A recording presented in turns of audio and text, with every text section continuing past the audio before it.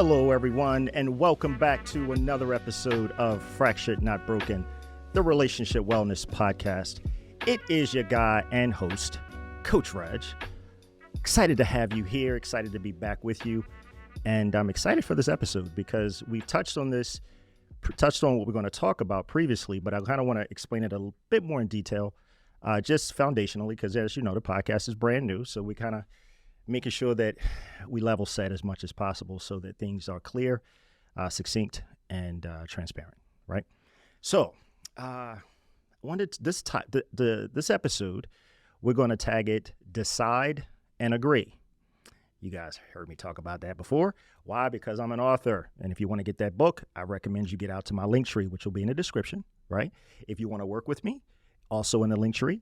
If you want to book me for your event, also in link tree. And so much more. And even subscribing to the pod. But yeah, that's going to be available to you in the description. But what I want to share with you is about Decide and Agree. Decide and Agree. So, but let's start with what Are You Coached is, right? Because Are You Coached is the name of the company, right? The name of the business, the name of the brand. And Are You Coached asks 3 questions, right? It asks, are you focused? Are you purposeful? Are you evolving? And if not, are you coached? You say, wow, okay, I get that. But what is Are You Coached? Are You Coached is a coaching platform geared toward helping individuals identify, participate, strengthen the relationships that matter most. You say, well, gosh, how do I do that? Well, that's where I come in. I coach and teach my clients how to decide. Decide is an acronym. It's a coaching model for an acronym. It's an acronym. It's a coaching model, and it is also an acronym, and I'll explain that to you. So DECIDE stands for define and discuss. C is for communicate. I is for initiate or introduce. D is for design, which is the centerpiece of the model, and E is for execute. And in every step of the model, you have to execute in order to be successful. It's predicated in building new habits that support and serve us in the relationships that matter to us. So you say, well, okay, I get that. You have to learn to decide. And once you learn to decide, applying the components or attributes of emotional intelligence in the relationships that matter most, which will help you identify, participate, and strengthen those relationships, allow you also to become more focused, purposeful, and evolved because you have been coached. You see how that works? The breakdown. Are you coached? To the platform, to decide, and build back up to become better. How we show up and present in the relationships that matter most to us. Okay? So, let's get to it. Decide. Here's the thing, folks. It really is an intentional thing. It's really a conscious thing. How do I work on? How do we be better? Now, we're going to get into some things in a bit that will help us be better in terms of how we think about it. But deciding, it begins with deciding. And then it also requires agreement. Now, how does agreement work in relationships?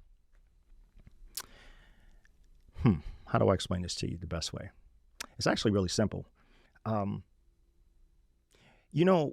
many of you are in relationships, romantic, non-romantic, otherwise, where there's something that comes up that frustrates you, that you might be slightly irritated by, or that just simply bothers you? And you have the discussion with the person that has frustrated you, irritated you, or slightly bothered you. Not the person, something they may have said or done. And then you talk about it, but nothing changes. The behavior that you brought to their attention, it persists. And you're like, but gosh, we talked about it. How many people have done that? How many people have even said it? Oh, we talked about it. Yeah, I can't tell you how many times I hear it. And also I hear that nothing changes, where the frustration persists, the behavior that they had challenges with continues. And you're like, God, how do I fix it? Well, I have an idea that may help you in those moments. And, when people ask me the question, how do I know when I need an agreement? Well, whenever you're frustrated or believe you could become frustrated by something that you're seeing or that you're noticing, you probably you could choose to be proactive and establish an agreement. You say, well, how do you do that? Great question. You have to have a conversation, right? Now we're back to the model. How do I introduce my concern? How do I introduce my frustration that doesn't sound like I'm attacking, I'm accusing, I'm assuming, right? You see the science here?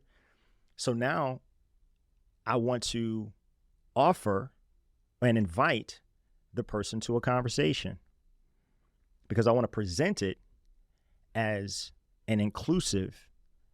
I want to know what you think and I want to share mine. So I want to have a conversation with you. I want to get your buy-in that you're even open to having a conversation. And once I get your buy-in and that you're open, now I can get to the thing or share the thing that has me annoyed, slightly bothered, or frustrated. And so the thing to keep in mind with agreements is that it may require negotiation. Just because it's something that matters to you, that ask may not land with them. They may say, yeah, I don't know. I'm not sure if I'm willing to go all the way there. But I think it's room because like we've shared before, we can start from something. We can start with something. If we don't start with anything, then there's no room to grow. There's no room to improve. There's no room to be better, quite frankly. So what I would say is, again, the negotiation. For example, I think if you take I got one for you. So let's use an example, real simple one. I remember someone telling me once about they had heartburn with their roommate who didn't take the trash out, right? And they were taking the trash out. And she said, why do I have to keep doing this? I think it was they were related, like cousins or something. And one cousin's, man and woman, but they're cousins, and they chose to be roommates, or share an apartment or what have you. And so I think they kind of divvied up the responsibilities of their home, and maybe she cooked and he would take the trash out or what have you. Well, anyway, he wasn't taking the trash out at the clip that she kind of felt and hoped that he would. Basically, kind of like, you see the trash is running over, why won't you take this out, kind of a thing. To her is obvious, to him not so much. I get around to it, right? Well, she shared this with me, and I said, man, you guys could benefit from an agreement. And what I shared with her was that maybe ask him, say, listen, about the trash, can we talk about that, right? Going to get buy-in. Are you even open to having a conversation? He said, sure. And he was. And so when she did that, he says, yeah, what about it? And she says, do you mind taking the trash out on a set schedule? Say, let's just call it Tuesday, right? It goes out each Tuesday, but just please, if you notice that it needs to be taken out, if it's overflowing, would you please, prepare it to go out? And he says, oh yeah, that's easy. I can do that. No big deal. And that's what people do because they talk about stuff, right? And she says, no. I appreciate you saying it, but no, I'm asking you, are you willing to do it on this day? No later than and whenever you see it. Oh, that's what you meant? Yeah, that's what I meant. Because you got to be very specific, folks. The problem is we're not specific because, again, we just talk about stuff. But then you got to ask the person to commit to the thing that you're asking them about. And in this instance, it was taking the trash out on Tuesday. And also, in addition to, whenever you see it overflowing, please do so. Okay. He's like, yeah, I can do that. No big deal. Well, guess what? Some time passes, week or so. I think the first week he was good. Maybe not. It went a few weeks, and she noticed, guess what? The can still remains overflowing.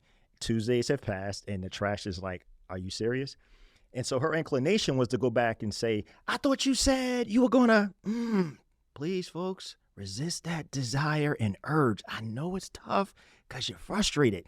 You're slightly bothered. You're annoyed. I get it. That's why I'm encouraging you to consider agreements. They do work. Here's why. Because what you get with them is accountability. Yeah. That's where the money is. I told you about the model. Decide, define and discuss, communicate, introduce or initiate, design, which is what we're talking about now, and execute. So this conversation is the execution part of it, right? Getting the buy-in, the negotiation is the execution part, right?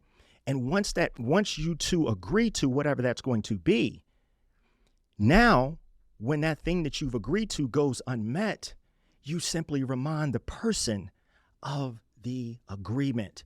Not how many times do I have to tell you? I thought you said you were going to. Fill in the blank. I promise you, it's a great habit now here's the key. It's got some caveats. It's a great habit if both of you are willing to participate. Okay? This gets you over the hump of just talking about things and your frustration continuing. The idea is to build new habits. That's how agreements happen. So what are we talking about? When you get frustrated, this is an opportunity to do what? Or you perceive that you could become frustrated about something that you're noticing with your person, regardless of the type of relationship. Consider and find the courage within to introduce your concern at the point of conversation before it escalates to an issue where now there's no runway. Because if you are willing to do it proactively when it's just a concern, when you notice the frustration or you've been frustrated and you want to kind of turn the corner on some things and you're willing to be patient with the person, yeah, have that conversation. Because if you become so annoyed and so frustrated and you're no longer slightly bothered, you're all the way there, then yeah, the runway is small. It's much shorter. But if you do it proactively, there's time to course correct. So, didn't want to oversimplify that, but I hope it made some sense. But let's use a different example. Let's use another example, I should say, that, I think that may be helpful. It may be relatable as well. We talk a lot about EQ, right? Yeah, that's what we do here. I'm sometimes want to call myself the EQ coach because it's like everything we talk about evolves around EQ from a foundational perspective. But what you'll see in these examples and what you'll see in the content that we deliver is that EQ is prevalent. It's all around us. Now, what you'll also find is that there are people who have low EQ. This is the beauty of EQ, folks. I want to remind you of something. IQ, intelligence quotient, is determined at birth. None of us get to change that. No one does. However, EQ, all of us, if we choose to be, can be better. Now, what we find is that there are people who have low EQ. Those are persons who are not self-aware. Needless to say, never mind self-management, because they don't even know that they're not aware. They're nothing to manage because they think they're fine. I know it, yeah. Then relationship management becomes a challenge because you're like, I'm involved with this person. They're in my life on some level. How do I manage that? And then the social awareness speaks to what you're noticing, right? And so when there are people in your life who have low EQ, you have opportunity. Understand, these are not all things are not challenges or problems. Many times if it's how you think about it, you'll hear me say that often as well, they're opportunities, right? Opportunities to be better, opportunities to ask a question. Ask a person, hey, listen, I'm noticing this. Did you realize or did you know? Did you consider? Were you aware? When you ask a person a question, A, it compels thought, but B, it gives them an opportunity to think about the thing that they're being asked. What we tend to do, unfortunately, is we make statements. We make declaratives that don't require thought. What you tend to get is acknowledgement. Anybody seen this one before? Yeah, you're right. You're right. That same behavior that you're asking them about or telling them about. And you're like, but we talked about it. Yeah, but you didn't ask a question. And guess what else you didn't do? There was no agreement. So guess what there couldn't be? Change. Yeah, I know. It's crazy. So simple, but it's so true. So what do? Opportunity to create new habits, to ask more questions, to get buy-in. That buy-in may require negotiation. And then you get to agreement. Now, understand, you may be the person with the higher EQ, higher EQ, and you're in relationship, no matter the type, with the person that you realize has kind of low EQ. Kind of buckle up, a little bit, because it could come with some frustration because they don't know what they don't know. And so we want to try. We want to make the effort. Now, once you make the effort and the person is not willing to participate, folks, just accept it. Please don't, again, overlay how you feel about their choice onto their choice. The best thing we can do is to simply accept it. And remember that we have choices in terms of how we choose to participate, interact, and engage. Yeah, we have choices. And when we're frustrated, I think we sometimes miss that because we can't see the forest because of the trees, because we got this block. It's like, why don't they get it? This makes so much sense. What are they missing? You could do that. I'll be honest. I've done that in the past, years ago. Whew, thank God for Jesus. I don't anymore, but I'm more aware. Okay. More aware. And my encouragement and exhortation to you is that you also become more aware. Agreements are huge. Again, when you're dealing with someone, working with someone, or interacting in relationship, however, with someone who has low EQ, the onus is on you to pay attention and share with them through questions and see if they're open to, like, oh man, I didn't think about that. Because there are times, this is what I'm saying about the beauty. Anybody can choose to be better. That's what I love about this work. Anyone can choose to be better. Sometimes, I know it sounds crazy, but they just may not have even thought about it. They may not have, may not have ever asked them to think about it. But then you have some people, folks, who are just absolutely oblivious. Let me give you for instance. Persons who can present or appear oblivious, low EQ types, likely do not consider the impact of their actions and or choices on others. Do you know why? Because they can't see past their intention, especially if they believe it's a good one. Oh, this will be a good thing to do. I'll give you for instance. Say you just had knee replacement. I've never had knee replacement, so I'm just using this as a loose example, so just go with me for the purposes of the example.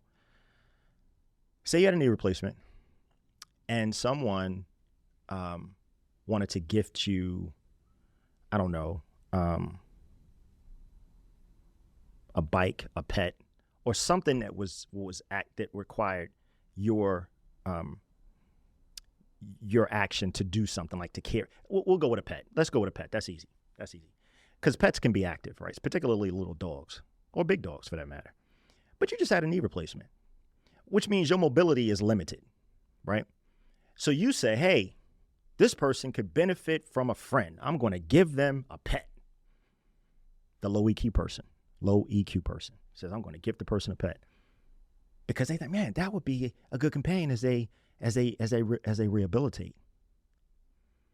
It's a nice gesture. It's a nice thought, but that thought was not vetted, because that low EQ person just said, I'm going to go do this, and not considering the impact on the person that they wanted to gift. Didn't consider what they're feeling, didn't consider their rehabilitation, didn't think about their rehab, didn't think about convalescing, didn't think of anything other than, this is a good idea. Low EQ. So what do? You may say, hey, thank you for that, but that's not really a good idea. I appreciate your desire to want to gift me with an animal or pet of some kind. Thank you for thinking of me or considering me in that regard. However, my physical ability is limited right now, and that pet would require more activity than I'm allowed to that I can even perform at this point. Maybe months from now, once I see how my body repairs and heals, but not right now. And that's a way to tell a person, hey, listen, I appreciate the gesture. Now, in addition to explaining it, you can also ask a question. Does that make sense? That person may say, oh man, gosh, I didn't think about, or hey, listen, they may not. Okay. I hate to break it to you folks. There's some folks who are, I'll just say, less than smart. We'll just say that. I'm not going to call people names. We'll just say less than smart. Okay. And guess what?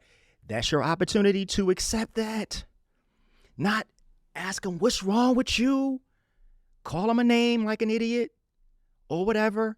Please don't do that, because those persons who have high EQ or growing in EQ, building their emotional intelligence muscles, respond differently.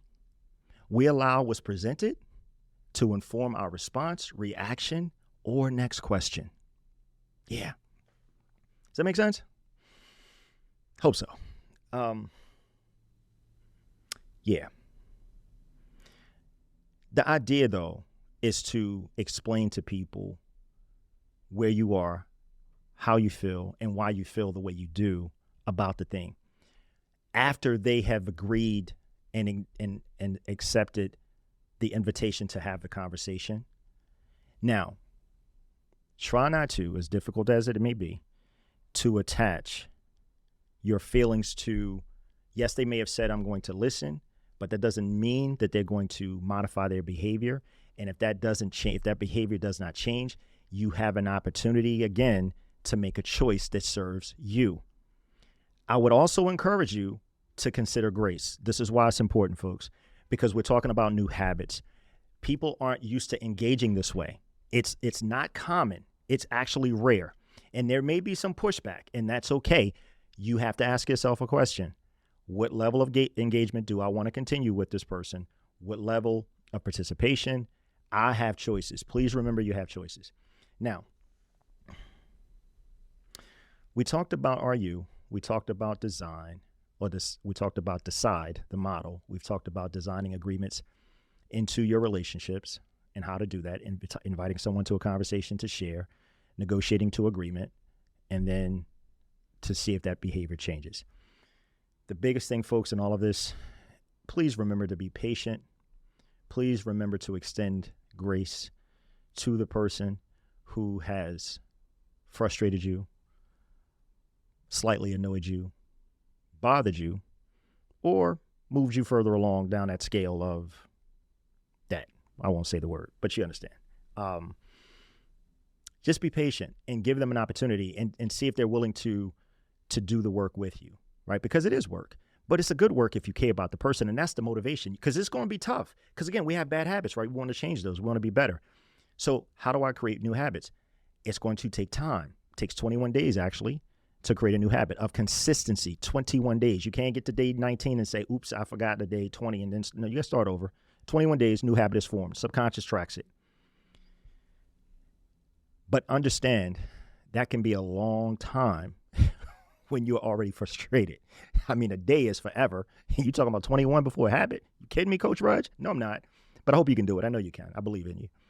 But if you need some help with it, that's why you work with the coach, me. I help. This is what I do with. I help people be better in relationships, not because of what I think, because of what they think, because they have to live out their choices, not my ideas, right? It's perspective. It's asking questions to compel thought that leads to new considerations, that leads to new outcomes. Just saying.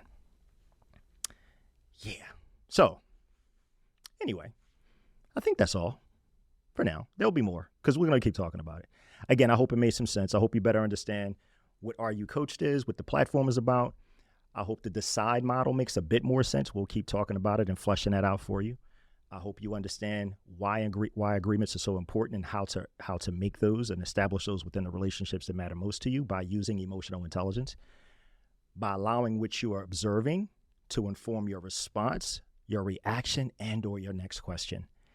And lastly, remembering to extend grace and patience to yourself and the person that you're wanting to build stronger, more fundamentally sound, foundationally sound relationships.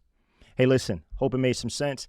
It is your guy, Coach Rudge, and I love love. Be sure to check out that link tree in the description, guys, and I will see you on the next episode. Take good care.